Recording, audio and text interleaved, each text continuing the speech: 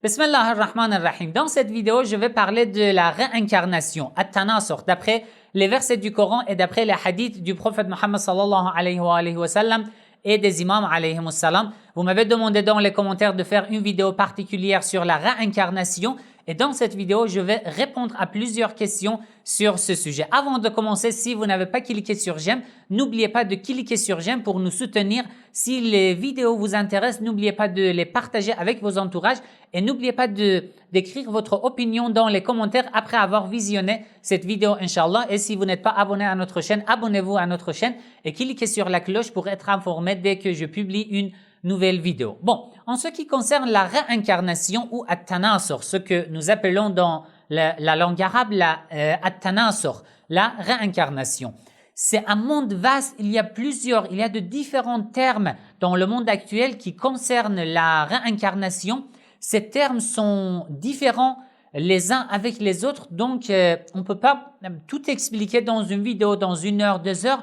Mais bon, je vais essayer de vous expliquer quelques termes et après vous expliquer ce que le Coran et les hadiths disent à ce sujet, Inch'Allah. Bon, le premier terme, c'est métempsychose. Métempsychose, c'est quoi? C'est le fait que l'âme ou l'esprit sort du corps d'un être humain et entre dans le corps d'un autre être humain ou dans le corps d'un végétal ou minéral ou une chose inanimée. D'accord? C'est ce qu'on appelle métempsychose. Il y a un autre terme qui s'appelle métensomatose.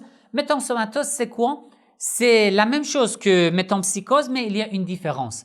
En ce qui concerne métensomatose, ils disent que cette transformation, ce passage de l'âme d'un corps d'un être humain à un autre corps, ce n'est pas seulement physique, c'est psychophysique. Ça veut dire que il y a des vertus d'une personne qui sont au fond de son âme, de son esprit. Ces vertus, ces comportements, sa conduite passent avec son âme et entrent dans le nouveau corps. Voilà, c'est ce qu'on appelle métensomatose. Il y a un autre terme qui s'appelle transmigration, qui est un terme, on peut dire, un peu général, qui contient la réincarnation, de différentes sortes de la réincarnation. Ce que certains juifs, un groupe des juifs, des kabbales, en parlent, c'est en fait une minorité parmi les juifs. Il y a un autre terme qui s'appelle palingénésie. Palingénésie, c'est quoi? C'est le retour à la vie. C'est le fait d'avoir une nouvelle vie. Mais c'est comment, il y a beaucoup de détails sur ce sujet, mais ça ne concerne pas trop à notre sujet, la réincarnation. Vous pouvez chercher sur Internet pour voir les détails sur palingénésie. Et le dernier terme, c'est la réincarnation. Réincarnation, ce que nous parlons dans la langue française, c'est quoi? Nous disons la réincarnation à quoi? Au passage d'une âme, de l'esprit, de corps d'un être humain à un autre corps d'un autre être humain. Ça veut dire lorsque je mors, mon âme sort de mon corps et attend une deuxième naissance, attend une renaissance pour entrer dans le corps d'un autre être humain. C'est ça qui s'appelle la réincarnation dans la langue française. Quand même, ce terme peut s'employer dans de différentes sortes de la réincarnation.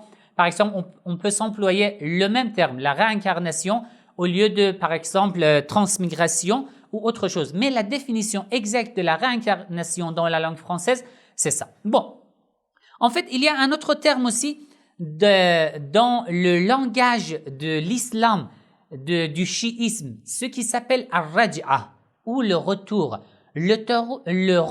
vers ce bas monde.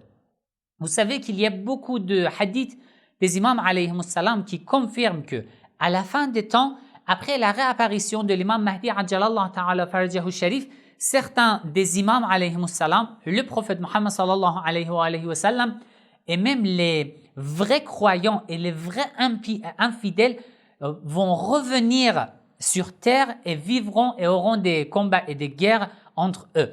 Voilà, c'est ce qu'on appelle la raj'a ou le retour sur terre. Alors, je vais vous expliquer d'abord la réincarnation, puis vous allez comprendre la différence entre ces termes, Inch'Allah. Bon, en fait, il y a deux sortes dans la théologie islamique, il y a deux sortes en général, deux sortes de la réincarnation. La première sorte, c'est quoi? At-tanasukh al-mulki. La réincarnation al-mulki. C'est quoi? Il y a quatre sortes de at-tanasukh al-mulki. Al-nasr, al-masr, al-rasr et al-fasr. Ça veut dire quoi? Al-nasr, ça veut dire mon âme sort de mon corps et entre dans le corps d'un autre être humain. On appelle cette réalité al-nasr. Deuxième, al-masr, mon âme sort de mon corps et entre dans le corps d'un animal. On appelle ceci al-masr. Troisième, al-rasr, mon âme sort de mon corps et attend une deuxième naissance pour entrer dans des végétaux, le corps sous la forme des végétaux et des plantes. Quatrième, al-fasr, mon âme sort de mon corps et entre dans une chose inanimée, comme une pierre, comme un bois par exemple. D'accord? Et deuxième sorte de at-tanasukh, de la réincarnation, c'est at-tanasukh al-malakuti. Ça veut dire quoi? Ça veut dire que mon corps sort de mon âme sort de mon corps lorsque je mors et attend dans le monde de Barzakh, entre dans un deuxième corps qui m'appartient. Vous savez que nous avons deux corps, un corps matériel et un corps, ce que nous appelons dans la philosophie, dans le monde d'al-mithal, l'exemple, dans le monde de Barzakh. Allah nous donne un deuxième corps qui correspond au monde de Barzakh.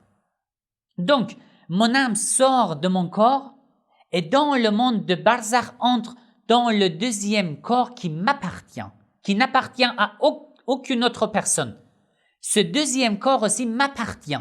C'est le même corps, mais avec des exigences, des conditions qui conforment le monde de Barzakh. Ceci, on appelle ceci at-tanasukh, la réincarnation al-malakuti.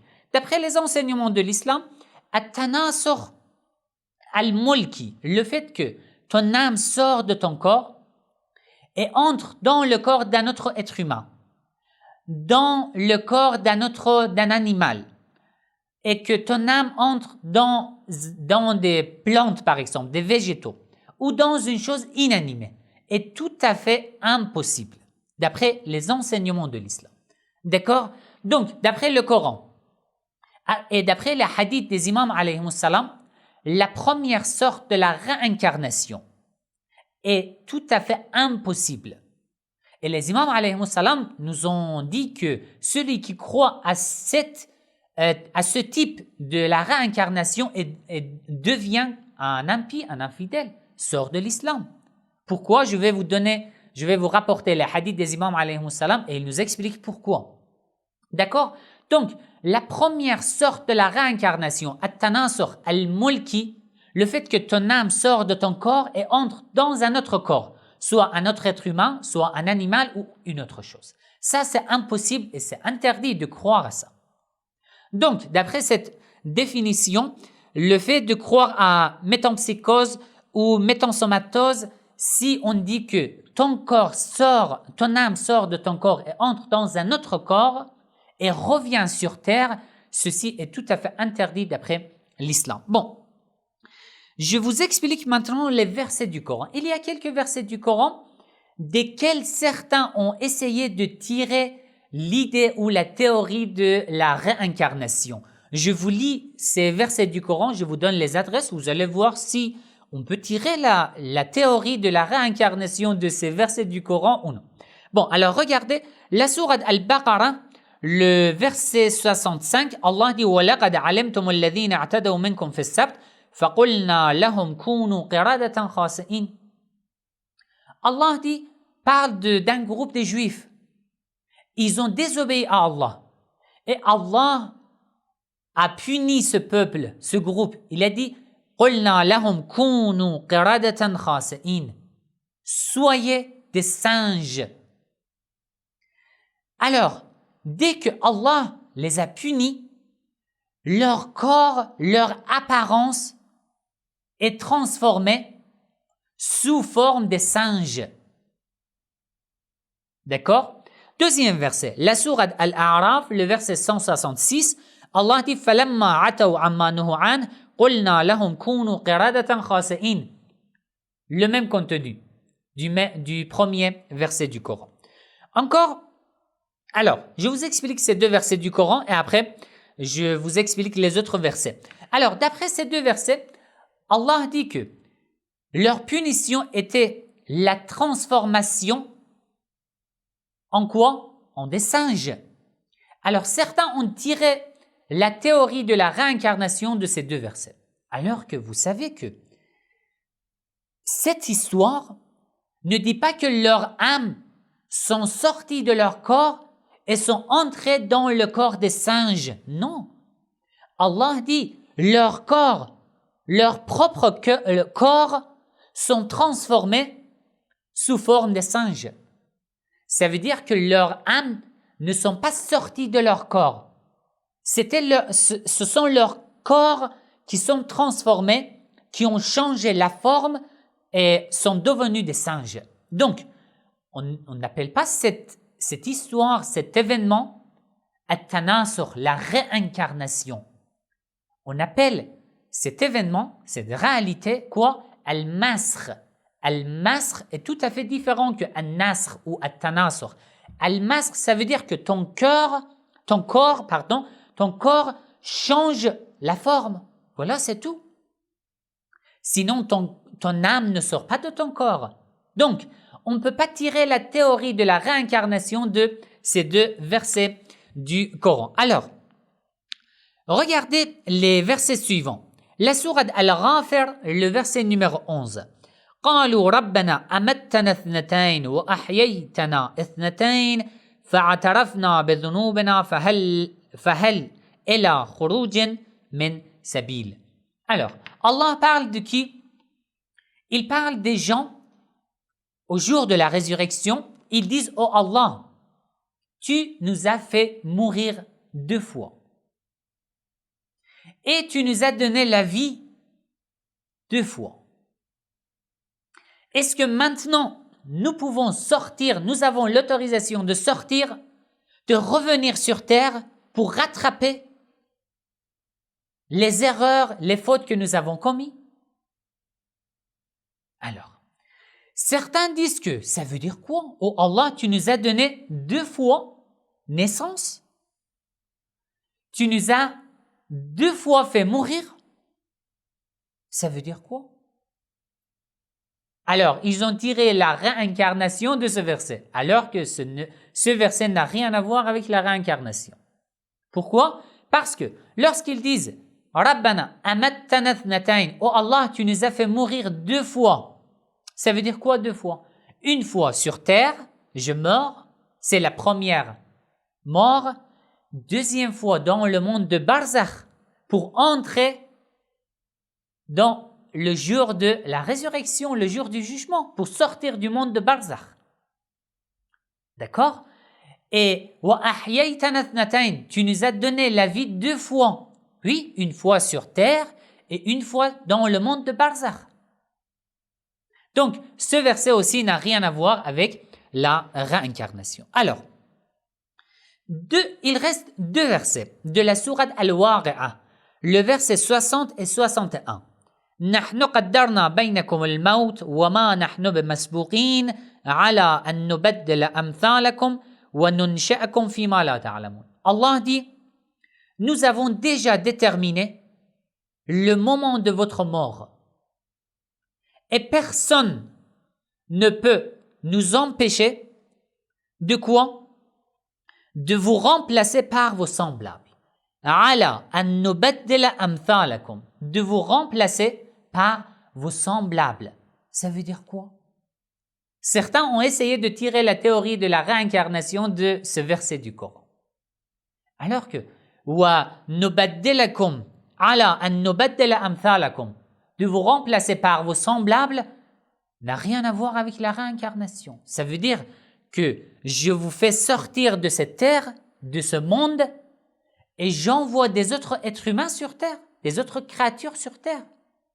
Ça n'a rien à voir avec la réincarnation. Bon, en ce qui concerne les hadiths des imams alayhi salam, l'imam al-Rida alayhi salam, d'après une narration rapportée dans le livre Uyun Akhbar al-Rida de Cheikh al-Sadour, volume 2, page 202, Al-Ma'moun, le calife abbasside, a demandé à l'imam al-Rida alayhi salam sur التناسخ. فقال المأمون يا أبا الحسن ما تقول في القائلين بالتناسخ.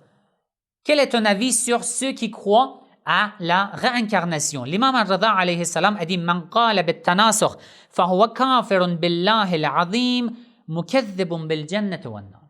L'imam alayhi salam a dit celui qui croit à la réincarnation, il s'est apostasié de la religion.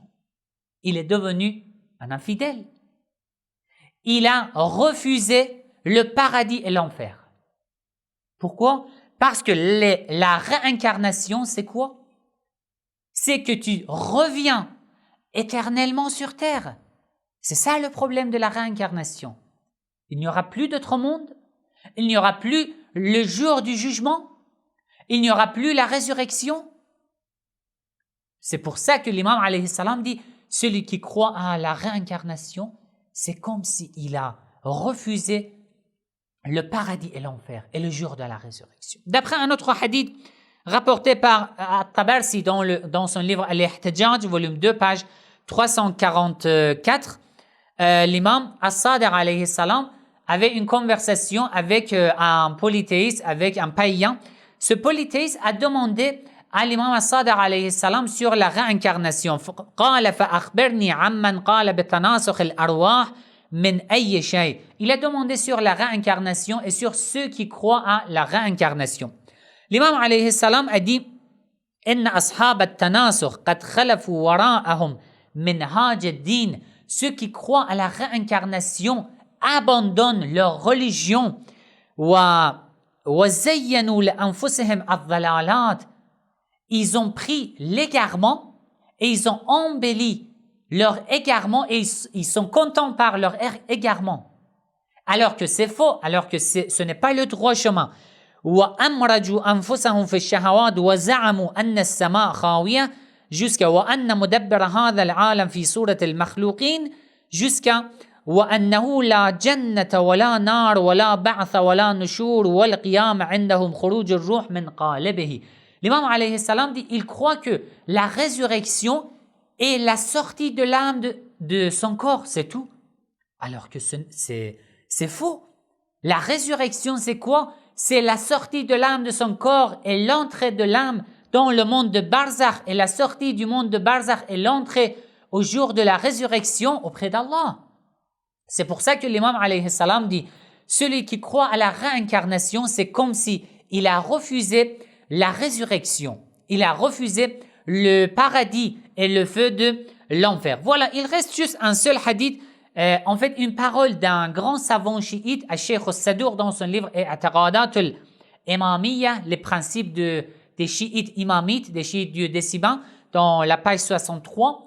Il parle, en fait, il donne les croyances et les bases des croyances des chiites qui se basent sur le Coran et les hadiths des imams alayhi salam. Cheikh al-Sadour dit وَالْقَوْلُ بِالتَّنَاسُخ بَاطِلٌ. D'après le chiisme, la croyance en la réincarnation est tout à fait une erreur et impossible. وَمَنْ دَانَ بِالتَّنَاسُخ فَهُوَ كَافِرٌ. D'après les hadiths, celui qui croit à la réincarnation, il est sorti de l'islam.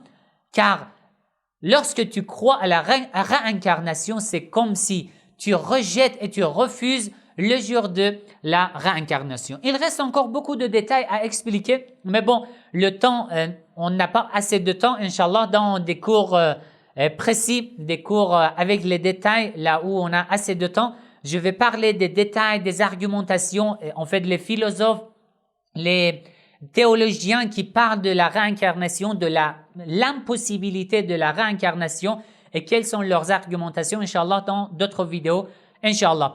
Dans les branches islamiques aussi, il y avait des branches qui croyaient à la réincarnation. Parmi les chiites, comme les ismaéliens, il est attribué aux ismaéliens qu'ils croient à la réincarnation et aussi des petites branches plus ésotériques, on peut dire musulmanes.